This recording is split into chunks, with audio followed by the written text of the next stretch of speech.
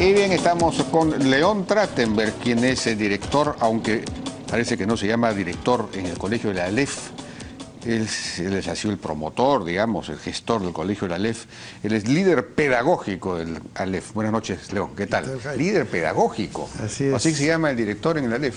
Lo que pasa es que nosotros pensamos en que es más importante inspirar, liderar, que simplemente dirigir y hacer cumplir ciertos procesos y ciertas instancias. Entonces el concepto de director está más asociado a una especie de conducción de cosas establecidas, ¿no?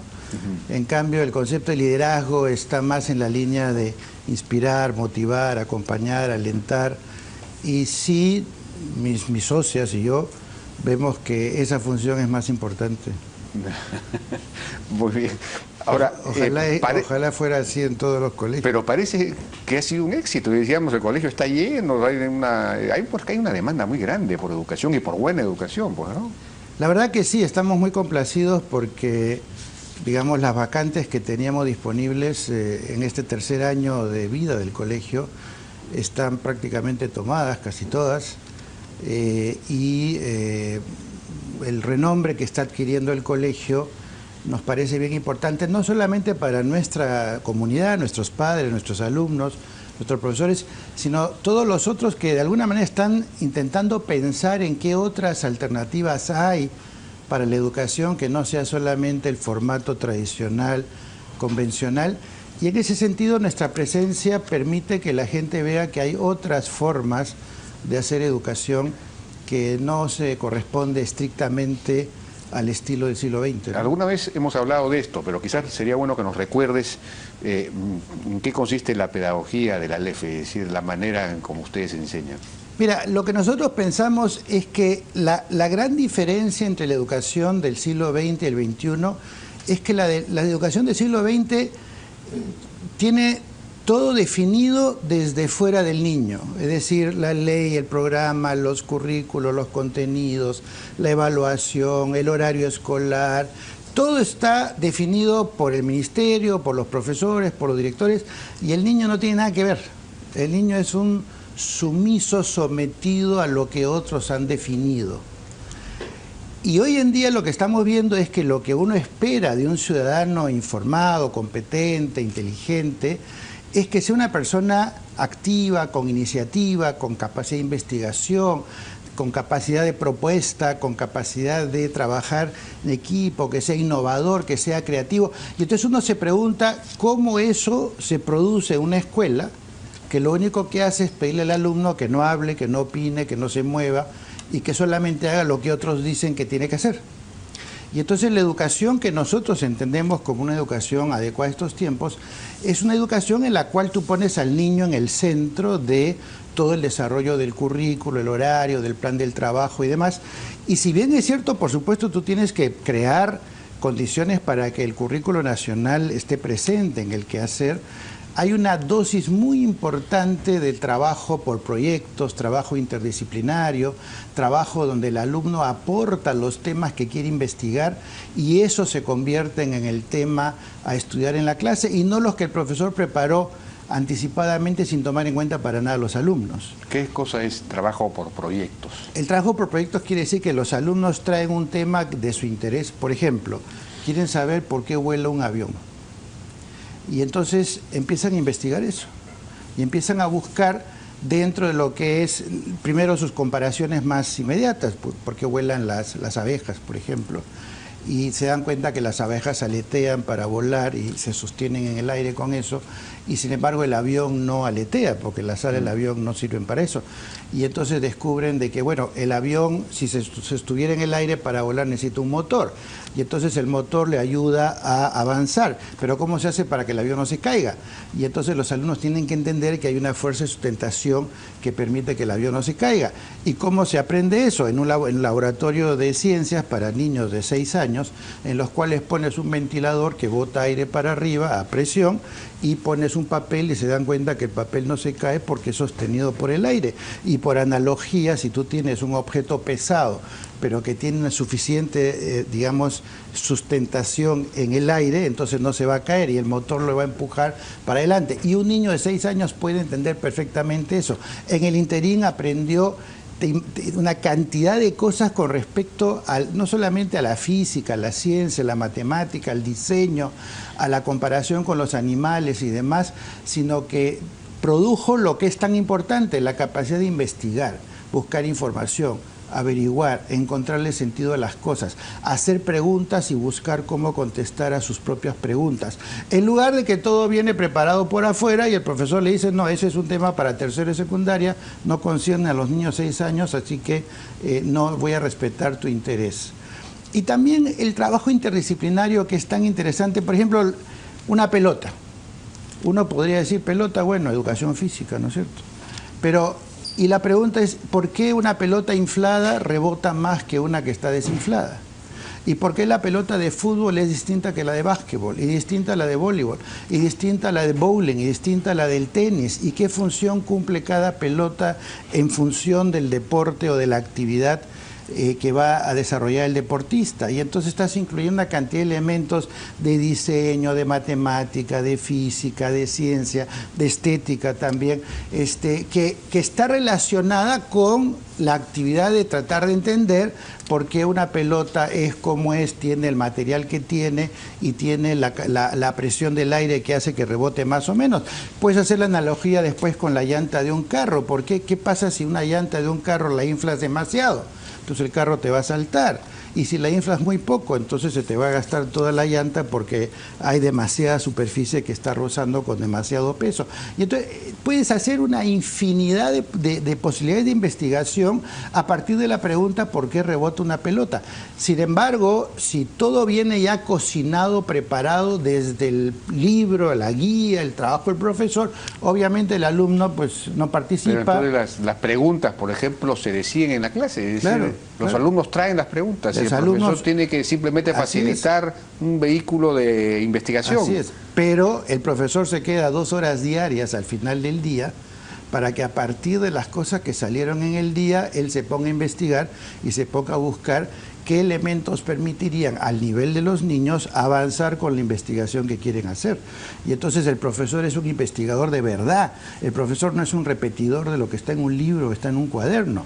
El profesor es un acompañante, un facilitador para que aquellas cosas que le generan curiosidad al alumno puedan evolucionar, desarrollarse y permitirle aprender. Porque si finalmente de lo que se trata es aprender a aprender o aprender a investigar o aprender a poner en juego tu curiosidad como fuente de aprendizaje, qué mejor que partir de aquello que traen los chicos. Pero obviamente un profesor no puede ser improvisado y por eso es que los profesores tienen que trabajar todos los días, al final del día, 1 hora y media, 2 horas, para preparar todo lo que va a seguir el día siguiente a partir de lo que salió el día anterior. Y tienen que grabar, y tienen que tener videos, y tienen que tener fotografías, y tienen que documentar, porque con ese material van a preparar las sesiones siguientes. Esa es la acción docente para estos tiempos. Pero eso requiere un nivel, una calidad de maestros, digamos, difícil de obtener, ¿no? Todos nuestros profesores son peruanos. Todos nuestros profesores, bueno, hay uno que otro extranjero, pero digo, el núcleo, incluyendo los socios del colegio, somos peruanos. Es decir, no hay ninguna razón para que no podamos, desde la perspectiva de los peruanos que existimos en el Perú, promover el desarrollo de planteamientos novedosos. ¿Por qué tiene que venir una cosa de afuera? Mis socias son peruanas, nuestros profesores creo que 90 y tantos % son peruanos, y lo que hemos hecho sí es armar un equipo, inspirarlos, de ahí viene el concepto de liderazgo que te decía antes, comprometerlos con un proyecto educativo con el que ellos están de acuerdo, porque si no están de acuerdo no funciona, y irlos capacitando, formando a lo largo del tiempo para que esta propuesta se pueda implementar. Ahora, el gobierno acaba de sacar un nuevo currículo había uno que había sido dado el año 2009 y ahora ha sido reemplazado por este a partir del próximo año. Claro. ¿No? A partir del próximo año se supone que entra en vigencia, digamos, el nuevo currículum. Ese currículum, ¿cuán cercano o lejano es de las ideas que acabas de expresar? Mira, yo creo que te consta que yo he sido una de las personas que mejor he hablado de Jaime Saavedra como ministro de Educación, y en más de una oportunidad he sugerido inclusive que se quede, porque ya pagó el impuesto a ser nuevo, ya se montó sobre el caballo, ha hecho algunas cosas bien interesantes y creo que es un ministro que podría tener futuro. Pero en el tema del currículo creo que se han equivocado.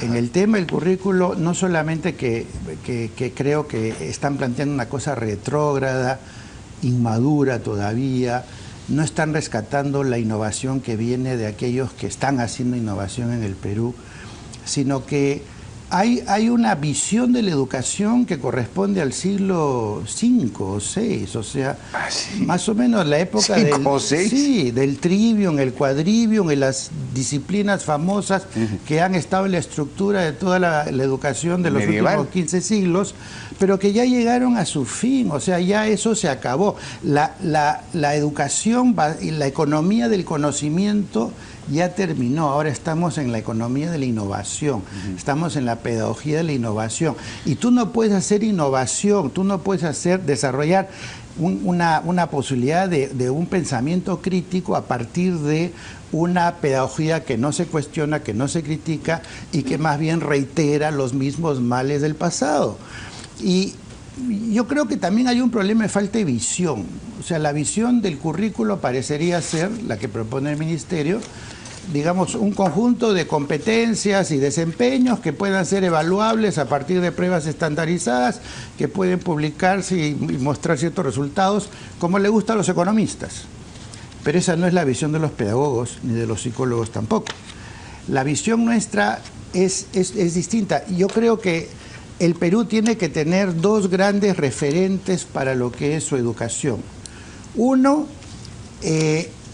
Perú tiene que ser el gran escenario de la innovación. ¿Cómo va a ocurrir la innovación en ciencia, tecnología, en el mundo de la empresa, en la sociedad y demás, si no hay innovación en la escuela? Es decir, no estamos gestando un sistema innovador y futuros innovadores tampoco. Y la segunda visión que hay que tener presente es que la escuela es para la mayoría de los peruanos la última oportunidad de rescatar y darle una oportunidad de desarrollo a los niños que proceden de una serie de situaciones desfavorables en sus hogares y en sus medios ambientes que determinan que después, cuando sean adolescentes o cuando sean adultos, generen enormes problemas de salud mental, de transgresión, de criminalidad, de drogadicción, de promiscuidad, porque si todos estamos de acuerdo con que el hogar está cada vez más disfuncional, ¿qué institución le queda a la sociedad para rescatar a estos chicos, contenerlos, acompañarlos, fortalecerlos y darles una opción de vida? Y la escuela peruana es una fábrica de fracasados. O sea, si tú analizas todos los resultados de los indicadores que quieras, inclusive los que publica el Ministerio, más son los alumnos que fracasan que los que tienen éxito. En otras palabras, el producto de la escuela peruana es mayoritariamente fracaso y minoritariamente éxito. Y entonces tú tienes que convertir la escuela en un espacio de éxito. Tú tienes que decidir que todo alumno tiene derecho a tener éxito y a disfrutar de su vida escolar y crear las condiciones para que eso sea posible. Pero si tú agarras un currículo que tiene una densidad que parece realmente un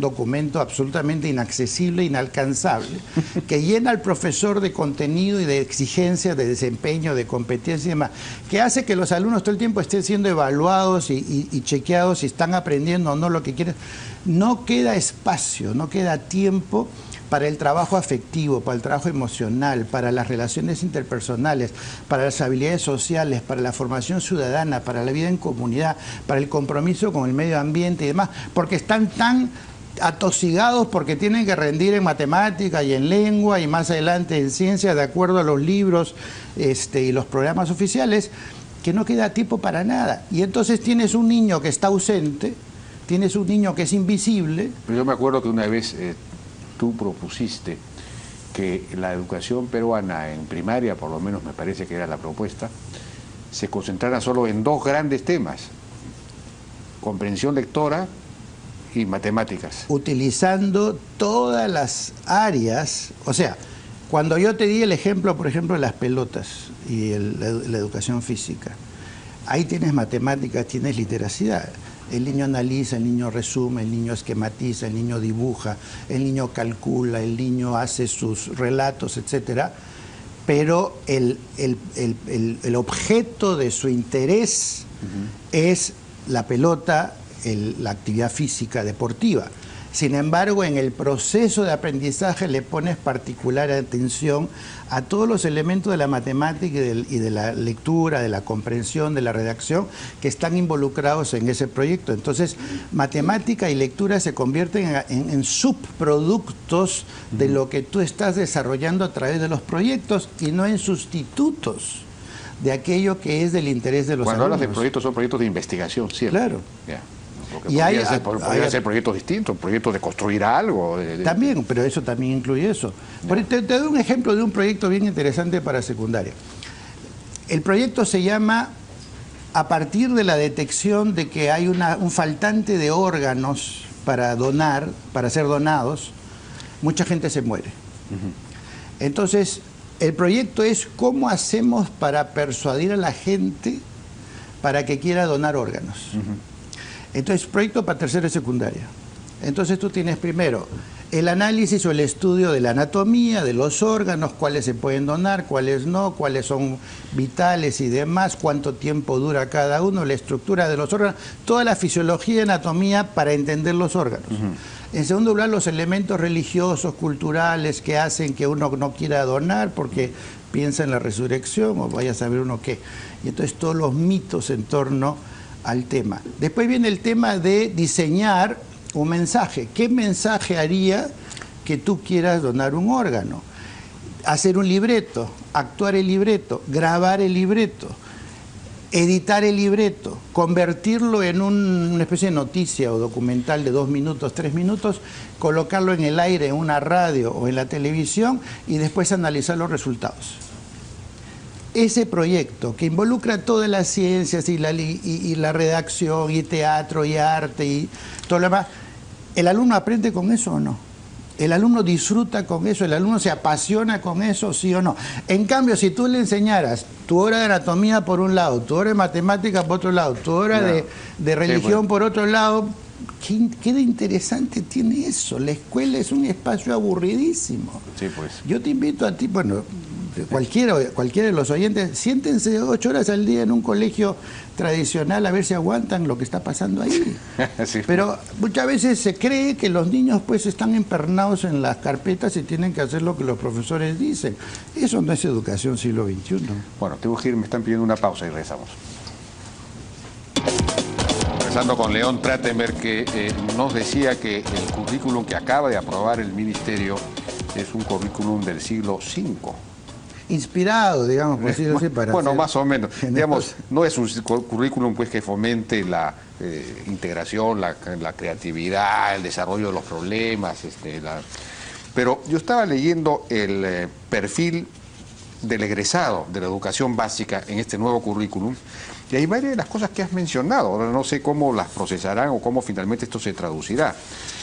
Por ejemplo, el estudiante propicia la vida en democracia, el estudiante practica una vida activa y saludable para su bienestar, aprecia las manifestaciones artístico-culturales, el estudiante indaga y comprende el mundo natural y artificial utilizando conocimientos científicos en diálogo con saberes locales para mejorar la calidad de vida y cuidando la naturaleza.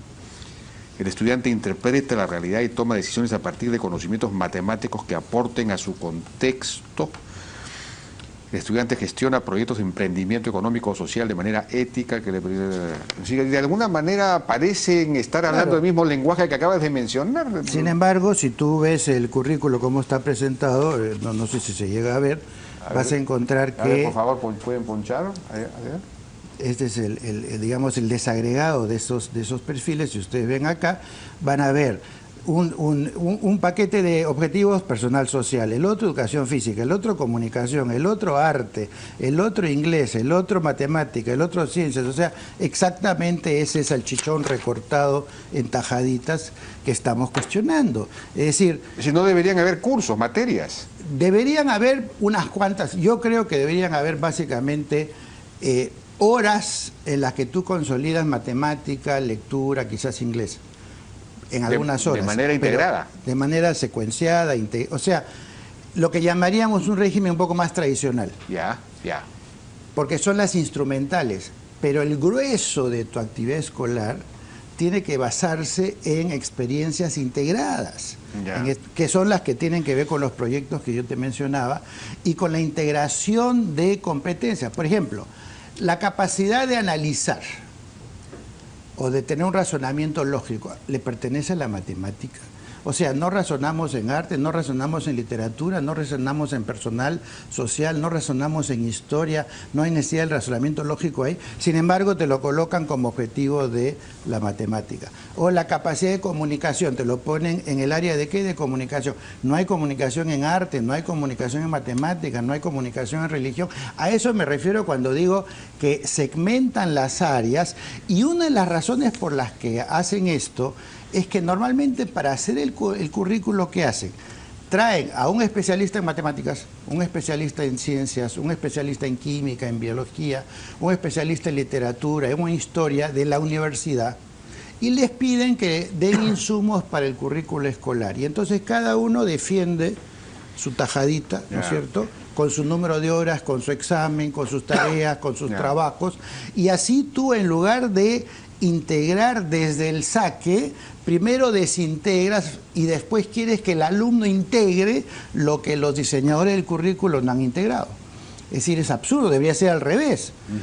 Por ejemplo, los temas de preocupación ciudadana, ¿cuáles son? Corrupción, inseguridad, pobreza, desempleo, medio ambiente, contaminación, etcétera, el cáncer como enfermedad. ¿Dónde entra esto? No entra. No entra.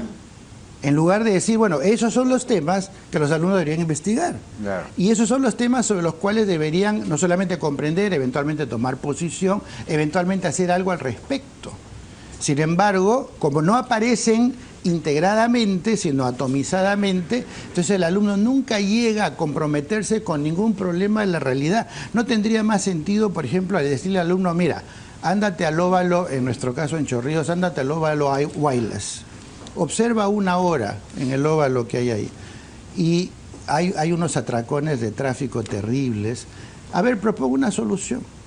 Entonces, cuenta cuántos carros pasan por hora, cuáles son las horas pico, por qué hay 7 calles que entran al mismo óvalo, no hay semáforos, se puede doblar a la izquierda donde no debería doblarse a la izquierda, etcétera. ¿Cómo ordenarías eso?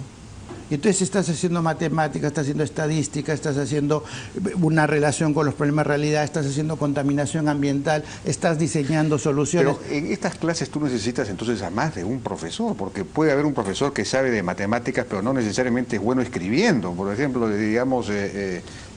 bueno, en nuestro caso nosotros tenemos 2 profesores por aula, pero volvamos al tema de que no se trata de que el profesor sepa todo ni sepa la solución a los problemas.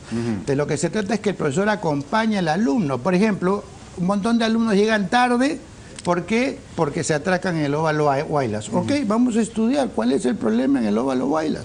¿Por qué se atracan? Están a 1,5 kilómetros del colegio. Y entonces están intentando entender un problema, actuar sobre él, estudiarlo y plantear una solución. Claro. Esa es formación ciudadana. Formación ciudadana no es aprenderse el Código Civil. Claro. O ven, por ejemplo, que el medio ambiente está, una experiencia de un nido de la Casa María, encontraron que en el parque que estaba al lado habían heces de los perros tirados ahí en el parque, y los chicos se preocupaban porque no podían jugar porque había la caca de los perros ahí. Y entonces decidieron que van a hacer una campaña, niños de 4 años. ¿De 4 años? De 4 ¿Pero años. ellos lo decidieron? Ellos deciden que van a hacer una campaña para poner letreritos que digan recoja la caca de los perros, pero si no respete, no, pues acompañó a los profesores, ellos decían o hacían sus dibujos. Por otro lado, horarios para que los niños no se vean perjudicados en su posibilidad de jugar, y terminó esto haciendo una petición al alcalde, pidiéndole una cita al alcalde para que los reciba y puedan plantear su queja de que en el parque donde ellos tienen derecho a jugar hay perros que hacen la caca y hay dueños de esos perros que no asumen ninguna responsabilidad. ¿Por qué un niño de 4 o 5 años no puede participar de una actividad así? Pero eso requiere tiempo, y si tú a un niño le dices no, a la primera hora tienes lenguaje, a la segunda matemática, y a la tercera historia, y a la cuarta química... Pero historia del Perú, por ejemplo, es una cosa que hay que aprender, y eso es una materia en sí misma, o tú la puedes mezclar, digamos, de alguna otra manera.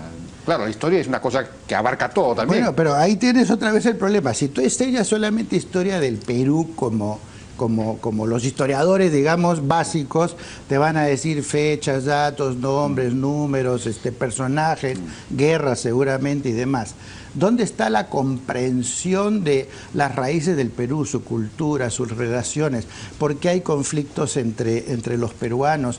¿Cuáles son las diferencias entre la costa, la sierra y la selva? ¿Cómo se gesta la identidad peruana? ¿Qué tiene que ver el desarrollo económico con el Perú? ¿Cuáles han sido los principales aportes del Perú a la cultura universal? ¿Qué pasa con la alimentación que hay en el Perú, las costumbres, la música, las tradiciones, los monumentos? Es decir, si te quedas en historia, entonces reduces como curso, digamos, básicamente a estos conocimientos que son insulsos. De acuerdo, pero entonces, ¿cómo enfocarías la idea? Lo integras, pues. Por ejemplo, si tú decides, vamos a estudiar, por decir, no sé, la cultura Paracas. Ok, entonces, ¿por qué se desarrolló Paracas ahí? ¿Y por qué una cultura que es costeña tiene, digamos, temas vinculados a la producción, el mar, los tejidos, el clima, los colores, el tipo de motivaciones religiosas que aparecen en sus restos arqueológicos?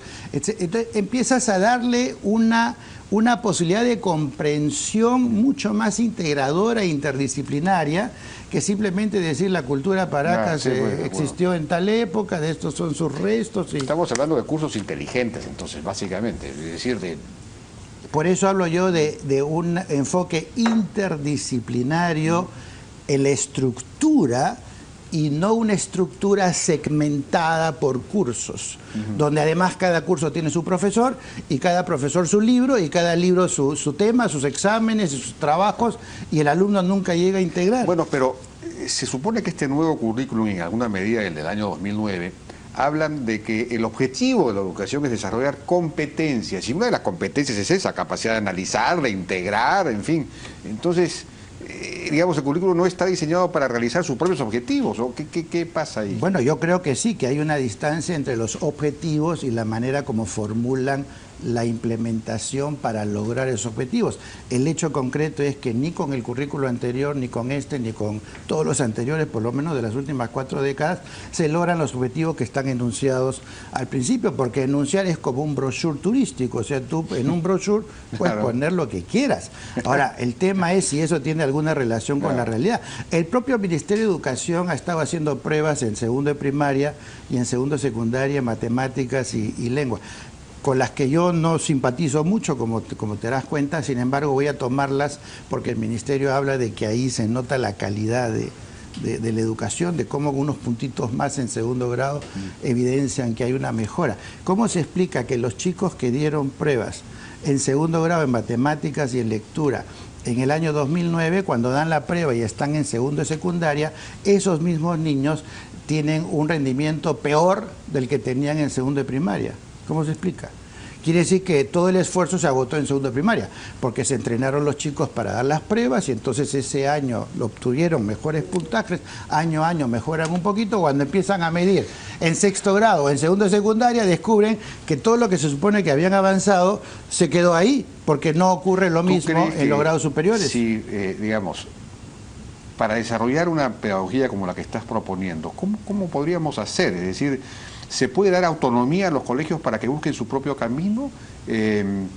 los directores tienen la capacidad para hacerlo, de la educación pública, digo yo. Claro. Yo lo que pienso es que primero hay que definir como objetivo que el Perú va a ser un gran laboratorio de innovaciones educativas. Y a partir de unos cuantos criterios que tienen que ver con la solidez de la institución, darles todas las facilidades para que hagan innovación. Y más bien hacer el currículo al revés. Es decir, que ellos experimenten el currículo y a partir de sus hallazgos aportarle al Ministerio de Educación para que vea qué cosa es transferible para otros colegios. O sea, tú construyes sobre los colegios que ya hacen innovación, las potencias, aprendes de ellos y con eso armas el currículo nacional. De acuerdo. Bueno, ya nos ha ganado el tiempo, León. Muchísimas gracias. Si hubiéramos tenido mucho más tiempo para conversar, pero desgraciadamente no podemos. Espero que estas enseñanzas, que estas ideas se puedan transmitir y recoger. Muchas gracias.